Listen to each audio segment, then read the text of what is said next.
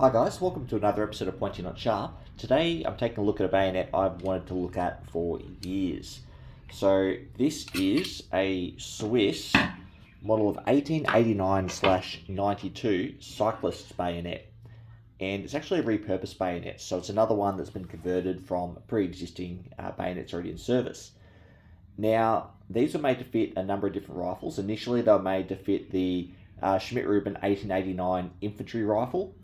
And then later also the 1896/11, the 1897 cadet rifle, and the last two I believe are carbines, and they have a slightly different bayonet. So while the earlier ones had 15mm muzzle ring, the later carbines had a 14, so slightly different. The Model 1900 short rifle, and of course the Model 1911 carbine, everyone's favourite. Now, as I said, these bayonets were converted from pre-existing stocks of bayonets, so being the model of 1863 and model of 1871 Vesely socket bayonets. So they've obviously removed the shoulder and the socket, and they've just chucked a cross piece on it and a little press button. But really cool little bayonet. I really like them. They're super light too. But I'll jump into the history super quick. So prior to these, Switzerland was using their Vesely rifles, which is like a bolt-action rifle with I think it's a rimfire cartridge in a tubular magazine. Cool rifle, but by the late 1880s, pretty outdated. And they were using a mixture of bayonets with it. They had small numbers of saber bayonets for specialised troops, I believe, and they also had a number of socket bayonets, being the Model 1863 and 1871. Now, in 1889, Switzerland's introduced the Schmidt-Reuben rifle, fantastic rifle, and it came with a short little knife bayonet. I've done a previous video on one of those, so check that out if you want to know more about that. And for whatever reason, they introduced this as well. Now, production of the rifle didn't actually start till 1891, so it did take a couple of years to get going. That's pretty common for a country to adopt something and then spend time tooling up and actually getting it into production and into service. But I'm not exactly certain why they've done this conversion. It's only for a small number of troops, and I don't know if it was a price thing because they were cheap, if they were maybe the specialised troops that are using them, they're lighter. I really don't know. So if you know why they've done these, feel free to let me know, and also let me know who did the conversions and across which years. Like, I'd assume maybe Waffen Fabric Bern being one of their major manufacturers, and I'm guessing for 2 or 3 years after the introduction, but that's all I've really got. But these bayonets were brought into service for a number of different units, as I said. So they were used for primarily fast-moving bicycle infantry, which were a radical new idea that was going to change warfare forever.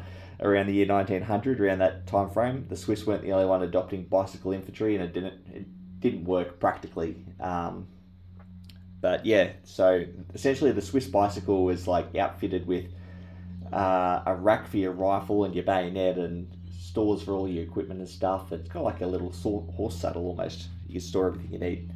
But these bayonets are also used or issued to machine gunners, fortress guards, balloon pioneers, which is about the coolest job I can imagine. I'm an ex-paratrooper and assault pioneer, and that sounds like a blending of the two put together, so absolutely awesome. And signals corps, so SIGs, working on radios.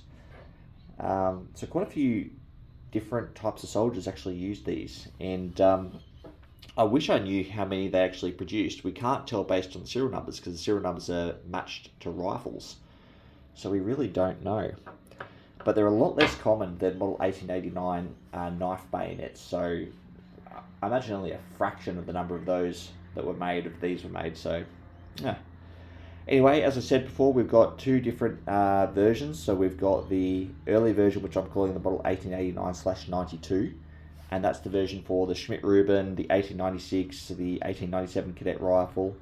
And I think that's probably about it. They have a 15mm muzzle ring diameter.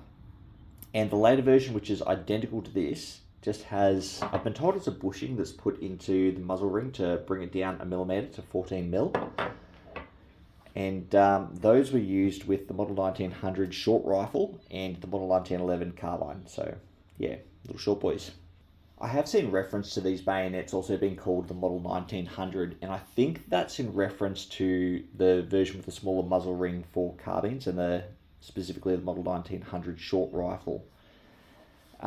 Cool thing about Swiss bayonets in general is there's some great resources online, particularly Swiss Waffen website. I use it all the time. And you can actually look up serial numbers and find out what year something was produced and what rifle a bayonet would match to. So this one here, I've got serial number 125176. I managed to match that to a serial number bracket for Schmidt-Reuben rifles in 1893, produced in 1893. So I assume that's when this one here was made, or at least matched to that rifle. So yeah, really cool. As I said before, Swiss bayonets are matched to rifles, so they might go through 2 or 3 bayonets for a rifle, and they'll match the bayonets to them. When they produce the bayonets, they are blank without serial numbers, and then when they're issued to a rifle, that's when they assign them a serial number. Now we'll jump into the construction. It's a very unique bayonet. I really love it. I wish we got more sort of cool stuff like this out of the 20th century. So we've obviously got a nice big cruciform blade taken from a model 1863 or 71 Vedley, don't know which one. In total, I've been told it's about 20 inches in length, with the blade being 15 1/4 inches long, so quite long. The handle is a little bit on the small side, and honestly I don't really know why it has much of a handle, because you're not going to be using this as a hand weapon. You can't cut anything, it's only good for stabbing. It's an awkward length, so not ideal as a hand weapon. I believe this is pure and simply only a bayonet. But got a nice long cruciform blade with a nice point on it. Nice heavy blue across the whole blade that's held up pretty well. And then this muzzle ring or crosspiece attachment has just been placed onto the blade. I don't know, I think it's been welded from what I've read, but can't confirm that. Then we move down to the pommel. I assume that this was the shoulder, and they've just flattened this out, drilled a hole in it, and put a press button, mortise, and all that jazz in there to attach it to a rifle. We've just got a T-slot. The button presses from right to left. And it doesn't look like it's easily removable either. That's pretty well on there, so I don't know how you go about replacing that or removing it, but I assume it's a screw-on. And that's really all there is to say about the construction of the bayonet. Jump into the scabbard. I assume they use the original Vedley scabbards that just been shortened, I assume. Got a ball finale down the bottom. Is that a drainage hole? No, it's not. But yeah, just a tapered cylinder. We've got a horizontal frog bar. I'll take the frog off so you can actually see what I'm talking about. So it just uses the standard frogs that they were using all the way up until the end of World War II. Nothing special there. But we've got an interesting little frog bar. It's kind of like a French one, or all the other Swiss ones, I guess. But then it has this little piece on the side here, which hooks over the muzzle ring, or the cross piece. So when it's in there, just clip that over like that. Don't really know why it's necessary, but it's there. And then of course we have our tab for connecting to the frog, and that's really it. There isn't really much of a internal spring to hold it in place, but there is some tension when it goes in, so there must be something. And standard leather frog. It's got our buckle here for our leather tab for holding the scabbard to the frog, and belt loop. Nothing special here. And that's really the construction.